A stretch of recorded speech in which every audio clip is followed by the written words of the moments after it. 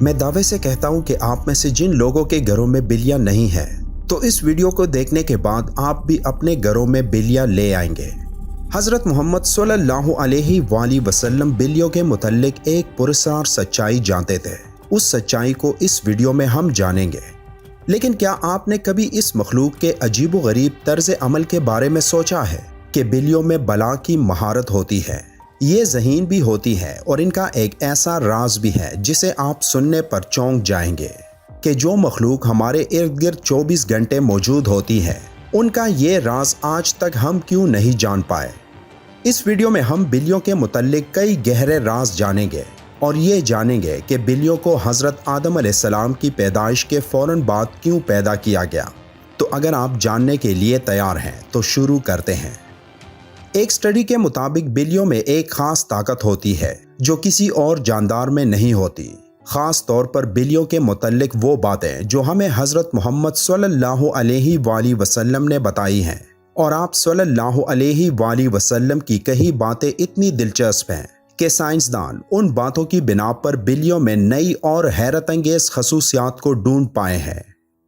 آج کے دور میں سامنے آنے والی یہ باتیں آج سے 1400 سال پہلے آپ صلی اللہ علیہ وآلہ وسلم نے بتائی اور جنہیں آج سائنس درست ثابت کر رہا ہے۔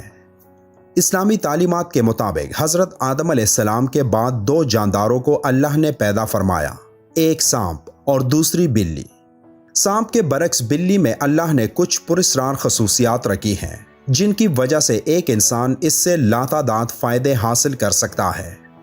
سائنسی اعتبار سے گھر میں بلی پالنے کا ایک بڑا فائدہ ہے، وہ یہ کہ بلیوں کو انسانی لمس بے حد پسند ہوتا ہے اور انسان بھی اس سے محظوظ ہوتا ہے۔ ماہرین کے مطابق بلی کے لمس میں اللہ نے ڈپریشن کے مرض کا علاج رکھا ہے۔ اس کے بالوں میں خاص قسم کے بیکٹیریاز پائے جاتے ہیں جو انسانی جسم میں ڈپریشن کو کم کرنے میں مدد دیتے ہیں۔ بلیوں کے بارے میں سب سے حیرت انگیز بات کا ذکر ہم آگے کرنے والے ہیں، لیکن اس سے پہلے ہم یہ جاننے کی کوشش کرتے ہیں کہ حضرت محمد صلی اللہ علیہ وآلہ وسلم نے بلیوں کے متعلق کیا فرمایا تھا۔ کئی تاریخی کتابوں میں ایک بلی کا ذکر آتا ہے جس کا نام معزہ تھا۔ کئی مسلمان سکالرز کے مطابق معزہ حضرت محمد صلی اللہ علیہ وآلہ وسلم کی پسندیدہ بلی تھی۔ ایک دفعہ آپ صلی اللہ علیہ وآلہ وسلم ایک مہم پر اپنے لشکر کے ساتھ جا رہے تھے کہ اچانک ان کے سامنے ایک بلی آ گئی جو کہ حاملہ تھی۔ آپ صلی اللہ علیہ وآلہ وسلم نے اپنے پورے لشکر کا رخ دوسرے راستے پر موڑ لیا تاکہ اس بلی کو تکلیف نہ پہنچے، اور ایک صحابی کو اس بلی کی دیکھ بھال پر مامور کر لیا اور حکم دیا کہ جب تک یہ بلی بچے کو جنم نہ دے تب تک وہ وہیں رہے۔ جب آپ صلی اللہ علیہ وآلہ وسلم اس مہم سے واپس آئے تو راستے میں سب سے پہلے اس جگہ پہنچے اور اس بلی کو لیا اور اپنے ساتھ لے گئے۔ اس بلی کا نام آپ صلی اللہ علیہ وآلہ وسلم نے معزہ رکھا، جو باقی تمام زندگی آپ صلی اللہ علیہ وآلہ وسلم کے ساتھ رہی۔ ایک دفعہ آپ صلی اللہ علیہ وآلہ وسلم اذان کی آواز سے فجر کی نماز کے لیے اٹھے اور نماز کی تیاری میں مصروف ہو گئے۔ پھر جب نماز پڑھنے آئے تو دیکھا کہ ان کے مصلے پر وہ بلی سو رہی ہے، تو آپ صلی اللہ علیہ وآلہ وسلم نے ایک کینچی لی اور اس مصلے سے وہ حصہ کاٹ دیا جہاں وہ بلی سو رہی تھی تاکہ اس بلی کی نیند خراب نہ ہو۔ احادیث میں اس معزہ بلی کا ذکر کہیں نہیں ملتا، لیکن کئی تاریخی کتابوں میں اس کا ذکر موجود ہے۔ ایک حدیث کے مطابق حضرت محمد صلی اللہ علیہ وآلہ وسلم نے بلیوں پر ظلم و تشدد کرنے اور قتل کرنے سے منع کیا ہے۔ ایک دن حضرت ابو ہریرہ رضی اللہ تعالیٰ عنہ کہیں جا رہے تھے کہ آپ رضی اللہ تعالیٰ عنہ نے دیکھا کہ گرمی کی شدت سے ایک بلی دیوار کے ساتھ چمٹی ہوئی ہے، تو انہوں نے اسے اٹھا کر گرمی سے بچانے کے لیے اپنی آستین میں چھپا لیا۔ انہوں نے محمد صلی اللہ علیہ وآلہ وسلم کو بتایا کہ کیوں انہوں نے ایسا کیا، تو حضرت محمد صلی اللہ علیہ وآلہ وسلم نے کہا کہ ایک عورت کو اس لیے جہنم سے بچا لیا گیا کیونکہ اس نے ایک پیاسی بلی کو پانی پلایا تھا۔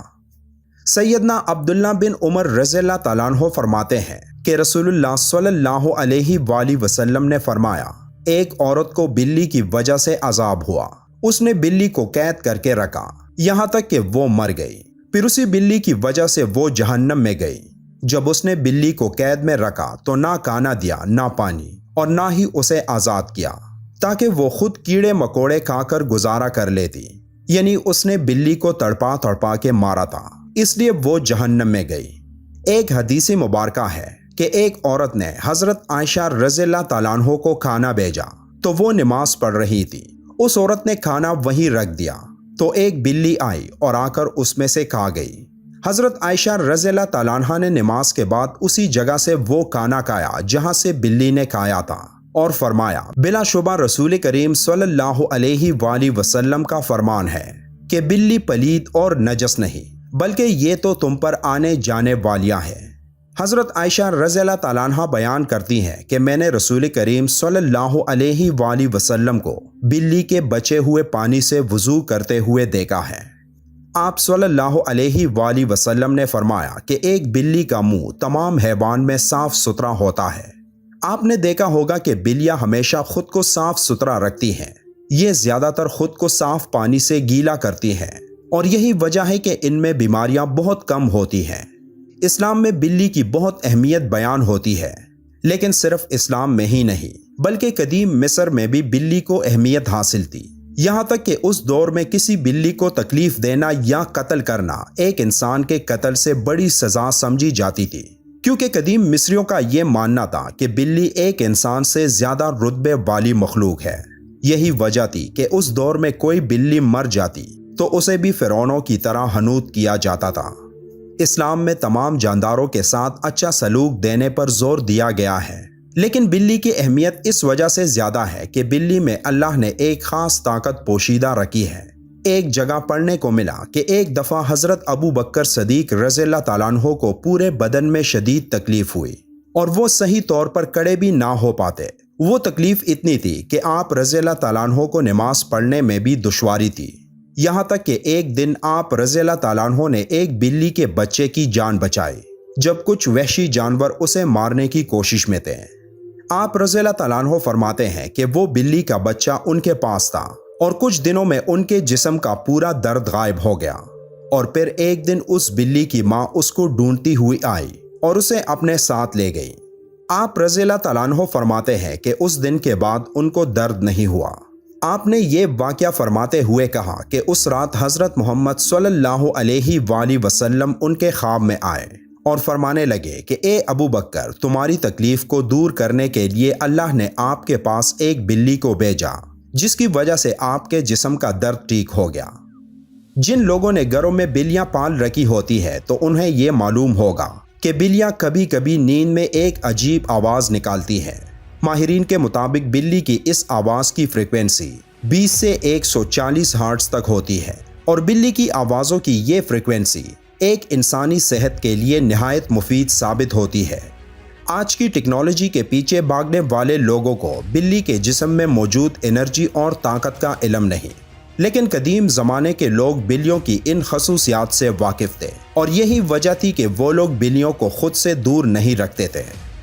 فرانس میں کی گئی ایک تحقیق کے مطابق یہ معلوم ہوا ہے کہ ایک بلی کی آوازیں ایک انسان کے جسم میں تھکاوٹ اور سستی کو دور کرتے ہیں۔ یہ بھی کہا گیا کہ ایک بلی کے قریب رہنے سے جسم کے زخموں میں انفیکشن کا خطرہ کم ہوتا ہے اور وہ زخم بھی جلد ٹھیک ہو جاتے ہیں، اور بلیوں کے ان پراسرار آوازوں کی فریکوینسی سے ہارٹ اٹیک کا خطرہ بھی کم ہو جاتا ہے۔ بلی ایک پالتو جانور ہے، جیسا کہ پہلے احادیث مبارکہ میں بیان کر چکے ہیں کہ نبی کریم صلی اللہ علیہ وآلہ وسلم نے اس کے بارے میں فرمایا کہ یہ پلید نہیں بلکہ یہ تو گھر میں چکر لگانے والوں میں سے ہے۔ تو بلی کی تمام تر قباحتوں کے باوجود رسول اکرم صلی اللہ علیہ وآلہ وسلم نے اس کے ساتھ نرمی کا اظہار فرمایا ہے۔